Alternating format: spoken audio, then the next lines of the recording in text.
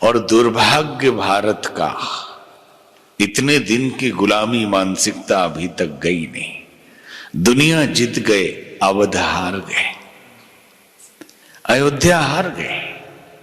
इससे बड़ा दुर्भाग्य हो सकता है? तीर्थों में देवता होते हैं, लेकिन जहां ईश्वर ही आ जाए फिर तीर्थ वहां क्या करेंगे? उनको तो यहां आना पड़ेगा ना, अयोध्या में। अभी भी छोटे छोटे शूद्र स्वार्थ के लिए किसी को बिजली फ्री, किसी को पानी फ्री, किसी को करप्शन फ्री चाहिए पूरा। और मजा तो तब आता है, कोई कहता है टकाटक, हाँ 1 लाख रुपया देंगे। अरे कहां से दोगे भाई? टैक्स हम आप भरते हैं, तुम तो टैक्स भी भरते होगे कि नहीं पता नहीं। आस्थावान लोग दिखाई देते, आस्थावान नहीं, टूरिस्ट लोग हैं। आस्था होती तो कर्म में दिखाई देता, परिणाम में दिखाई देता। वो तो टूर में जाने वाले लोग हैं भगवान के नाम पे। जय जय जय जय जय शाश्वतम आदिनाद ब्रह्म ओंकार शाश्वतम।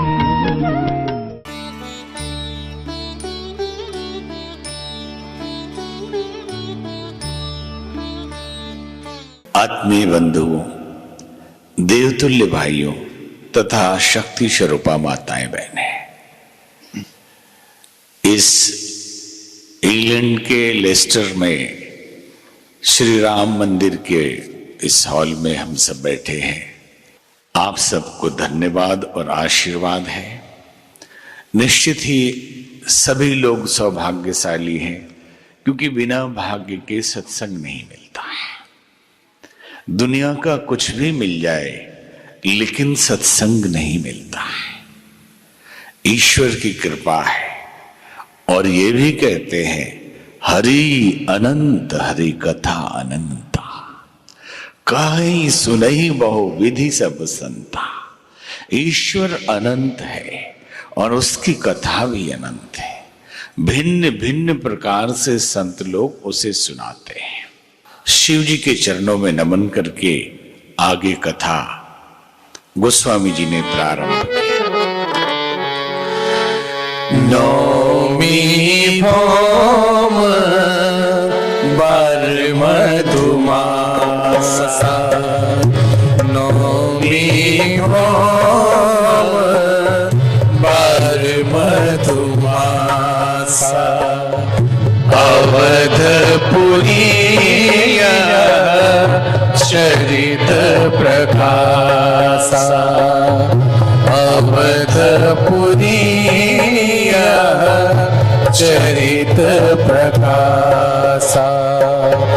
जे दिन राम जन्म श्रुति गावहि जयो, जेहि दिन राम जन्म श्रुति गावहि, तीरथ सकल तहाँ चलिया वही, तीरथ सकल तहाँ चलिया वही।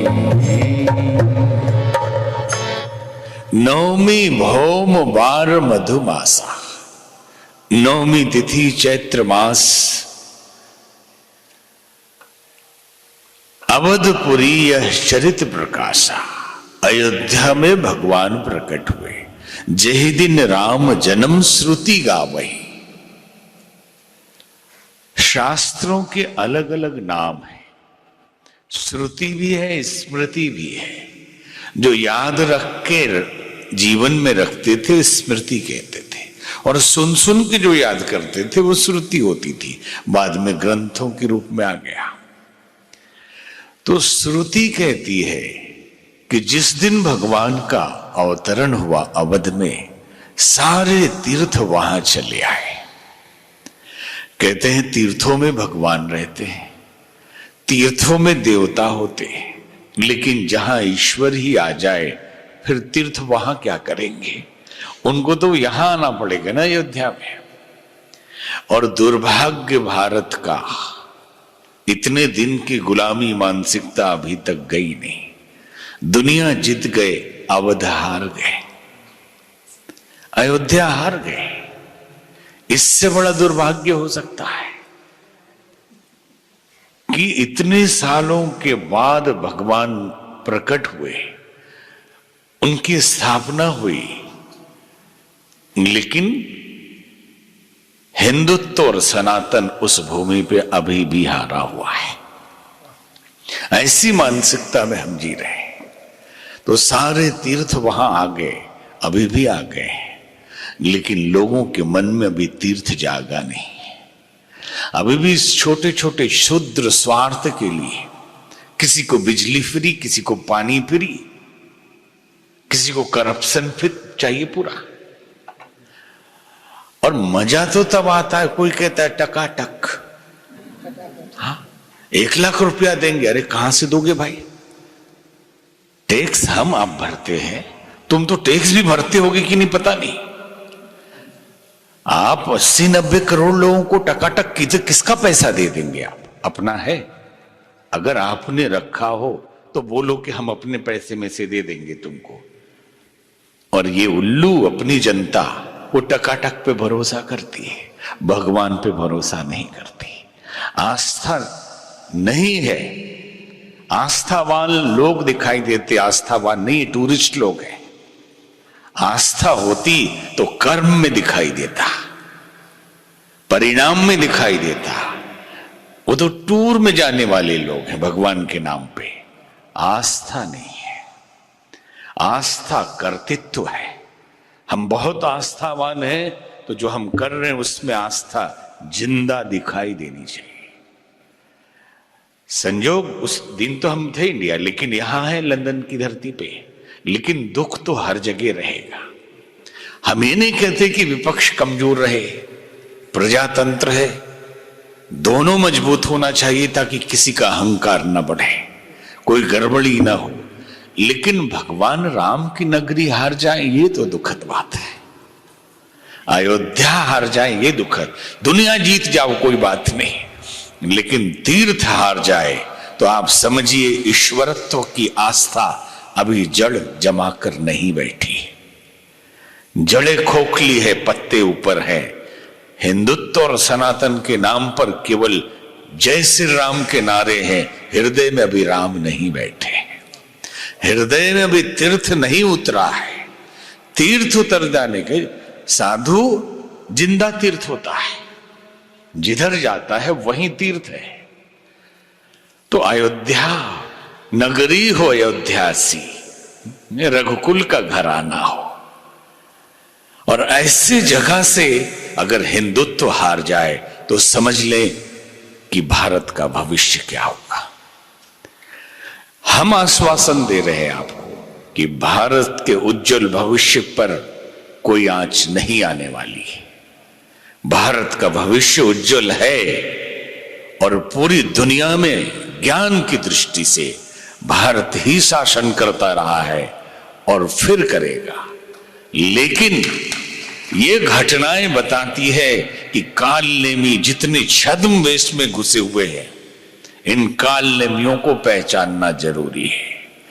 हनुमान जी संजीवनी बूटी लाने जा रहे थे, साधु के वेश में मिला काल नेमी।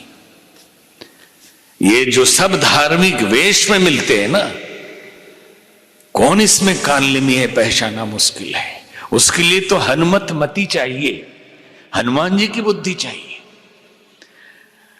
रास्ते में मिल गया काल नेमी, जटा जूट साधु बाबा बैठे, मैं तो राम ही राम पुकारूं, श्री राम नहीं मेरे सुध लीनो, पल भर में पहुंचा दूंगा तुझे, जड़ी बूटी दिलवा दूंगा। बच्चे, लक्ष्मण को शक्ति बढ़ने लगी है, तू जड़ी बूटी खोजने जा रहा, मैं अभी बताता हूं। गुरु दीक्षा ले लो, चेला बन जाओ। हनुमान जी नहाने गए, कोई वहां वाली तो अप्सरा मिल गई, बोला प्रभु वो काल नेमी है, चेला मत बनाना। हनुमान जी गए, बोले गुरुदेव दीक्षा लेने से पहले पांव पूजना पड़ता है, गुरुजी के चरण पूजन तो कर लूं? तो बोले हाँ कर लो। गुरुजी ने चरण पकड़ा और उठा के पटक दिया हनुमान जी ने। छद्म वेश में सनातन के अंदर घुसे हुए काल नेमियों को पहचानना जरूरी है। और जब तक इन काल नेमियों को नहीं पहचानेंगे, देवत्व मार खाता रहेगा, हिंदुत्व कुंठित होता रहेगा, सनातन का मार्ग अवरुद्ध रहेगा। भविष्य तो उज्जवल है। कहते हैं ना कि उठना है गोवर्धन लेकिन लाठी जरा लगा लो तुम। उठना है गोवर्धन लेकिन लाठी जरा लगा लो तुम। सेतु राम बांधेंगे निश्चित, श्रेय सहज ही पालो तुम। अरे गोवर्धन तो भगवान उठाने वाले हैं, लेकिन ग्वाल बाल लाठी तो लगाओ। सेतु तो राम बांधने वाले, उनके नाम से पत्थर तैरेंगे, उनको कुछ करना भी नहीं है। लेकिन गिलहरी की तरह थोड़ा रेत हम भी तो डाल दे। नहीं, अरे 400 पार तो हो ही रहा है, धूप बहुत है, कौन जाता है। लो, मिल गया परिणाम। ये तो केवल संकेत किया जा रहा है, न केवल इलेक्शन या ऐसे चीजों के लिए जिंदगी में मार खा जाएंगे अगर सोते रहे तो। इसलिए जागो। आज लक्ष्मण को भी जागने की जरूरत है। राम तो जगे ही रहते हैं, और लक्ष्मण कौन है? हमारे अंदर का पौरुष। राम हमारी आत्मा है, राम हमारे इष्ट है, राम हमारे परमात्मा है। लेकिन उसकी जो शक्ति है, अगर लक्ष्मण को शक्तिवान लग जाए तो राम भी रोने लगते हैं। अगर हमारा पौरुष कुंठित हो जाए, हमारा व्यक्तित्व ध्वस्त हो जाए, तो भीतर का राम रोता है। फिर क्या चाहिए? हनुमान जी चाहिए संजीवनी लाने के लिए। फिर हनुमान तत्व को जागृत करना पड़ता है। तो तीर्थ सारे अयोध्या आ गए जब भगवान का जन्म हुआ। अब ये कथा प्रारंभ होती है। गोस्वामी जी ने लिखा,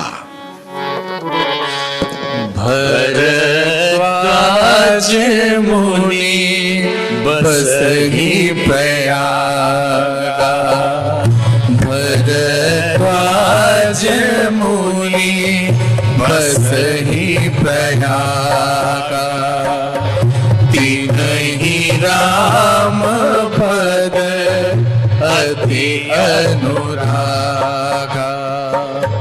तिन्हि राम पद अति अनुरागा।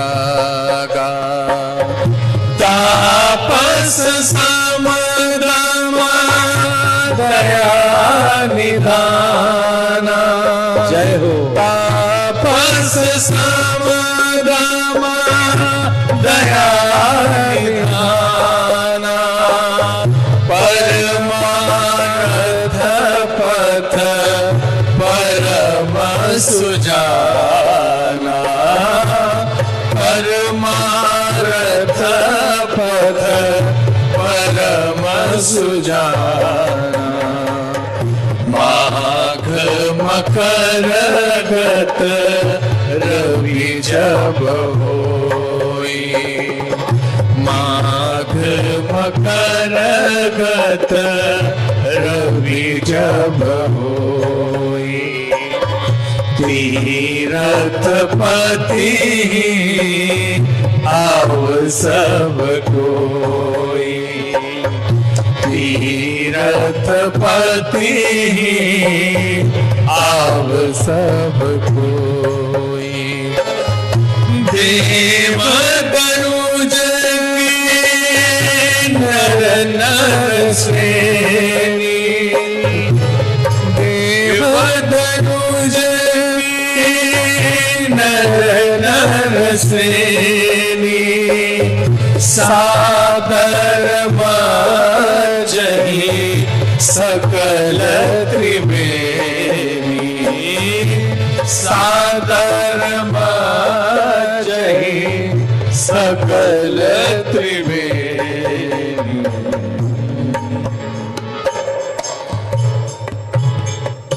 भरद्वाज मुनि बसहि प्रयागा। प्रयाग में भरद्वाज मुनि निवास करते थे। प्रयाग किसको कहते हैं? तीर्थों के राजा। तीर्थों के राजा है प्रयागराज, जिनका नाम कभी कर दिया गया था इलाहाबाद। अब फिर से उन्होंने अपना नाम प्राप्त किया। कहते हैं योगी जी ने नाम बदल दिया। बदल कहां दिया, जो था वो दे दिया। प्रयाग ही था, और प्रयागराज मतलब तीर्थों का राजा। तो माघ के महीने में हर वर्ष वहां मेला लगता है, जिसको माघ मेला कहते हैं। लोग वहां कल्पवास करते हैं। कुंभ के मेले में भी कल्पवास करते हैं। दोनों का फर्क समझना।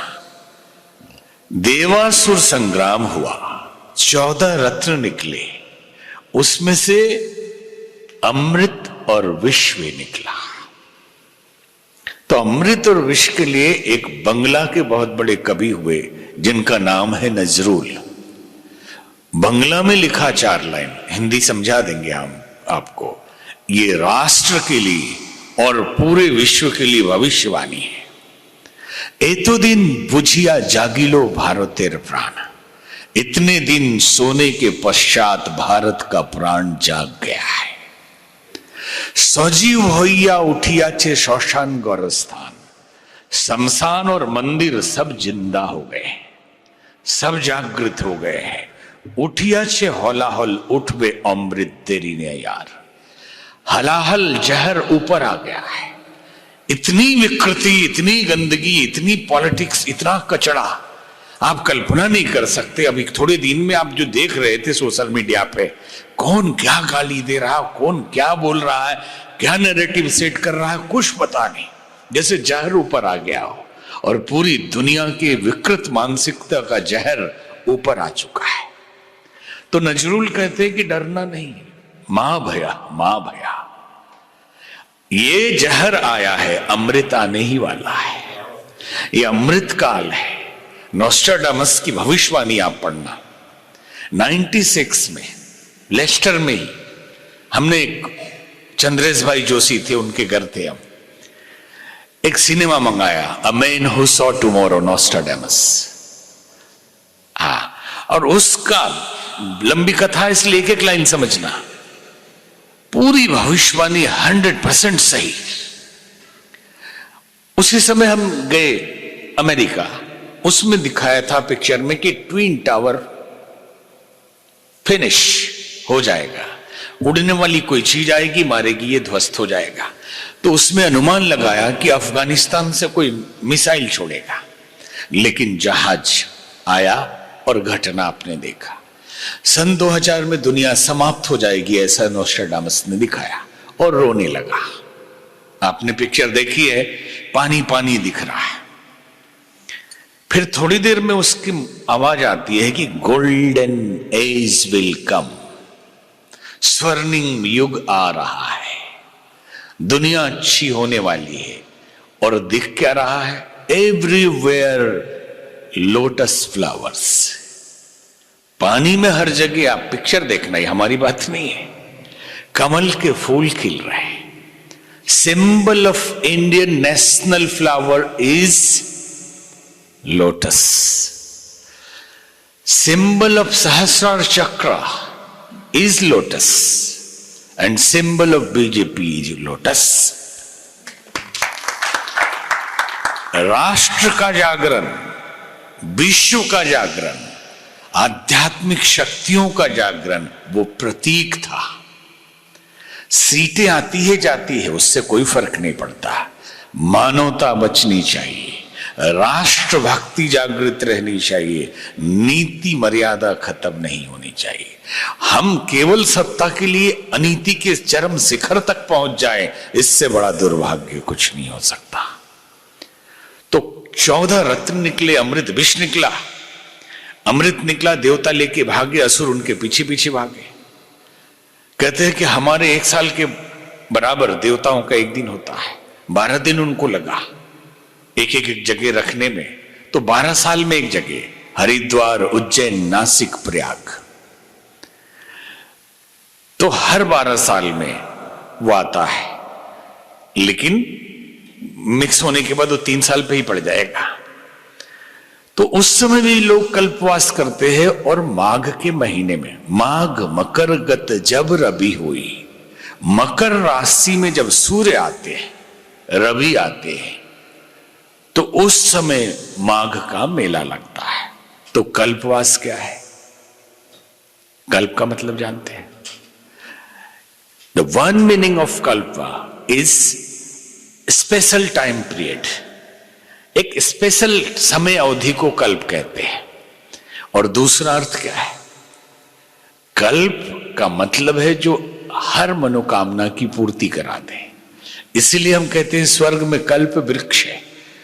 वो वृक्ष जो आपकी इच्छाओं की पूर्ति कराए उसको कहते हैं कल्प वृक्ष। और कल्पवास कोई जगह जहां रहने से मनोकामना पूरी हो जाए वो है प्रयाग। वो प्रयाग में कल्पवास करने से मनोकामना पूर्ति होती है। तो भरद्वाज मुनि बसहि प्रयागा तिन्हि राम पद अति अनुरागा। उनका राम जी के चरणों में अति अनुराग था। तापस सम दम दया निधान, परम तपस्वी, इंद्रियों पे नियंत्रण करने वाले, दयावान साधु, और परमार्थ पथ परम सुजाना, परमार्थ के पथ के परम ज्ञानी, सुजान। जानने वाले तो बहुत होते हैं, सुजान बहुत कम होते हैं। परम ज्ञानी स्थित प्रज्ञ को सुजान कहते हैं। और परमार्थी, दूसरों की मदद को हम परमार्थ कह देते हैं। लेकिन रामचरितमानस कहता है कि परम परमार्थ तो भगवत प्रेम ही है। ईश्वर में मिल जाना, समर्पित होना, सभी सेवा करते करते आखिरी वही परमार्थ है। तो भरद्वाज मुनि वहां निवास करते थे। देव दनुज किन्नर नर श्रेणी, देवता दानव किन्नर और मनुष्य सब वहां पे स्नान करते थे। एक दिन भरद्वाज मुनि के मन में चिंता हुई कि साधु और ज्ञानी परम तपस्या करके ज्ञान अर्जन करते हैं, तप अर्जन करते हैं। अगर उसका लाभ साधारण जन न उठा पाए तो हम जैसे मध्यवर्ती ज्ञानियों का जीना बेकार है। व्यापारी, वणिक, वानप्रस्थी, सन्यासी, बटुक, गृहस्थी, सब लोग उसमें आते हैं। तो उन्होंने सोचा कि भगवान तत्व को जाने बिना रह जाए ये ठीक नहीं। कौन बताएगा, किसको ढूंढूं, कौन परम ज्ञानी है? जाग बल्क मुनि परम विवेकी, भरद्वाज राखे पद टेकी। याज्ञवल्क्य मुनि को देखा, चरणों में गिर गए, बोले प्रभु भगवान की कथा सुनाइए। तो याज्ञवल्क्य मुनि ने कहा कि भरद्वाज जी आप तो परम ज्ञानी हैं, मुझे मालूम है कि आप लोक कल्याण की जिज्ञासा से ये प्रश्न पूछ रहे हैं, नारायण नर कब बन जाता है, निराकार साकार कैसे हो जाता है, भगवान ने अवतार क्यों लिया और क्यों लेते हैं। तो राम जी की लीला बताइए, सारी कथा बताइए।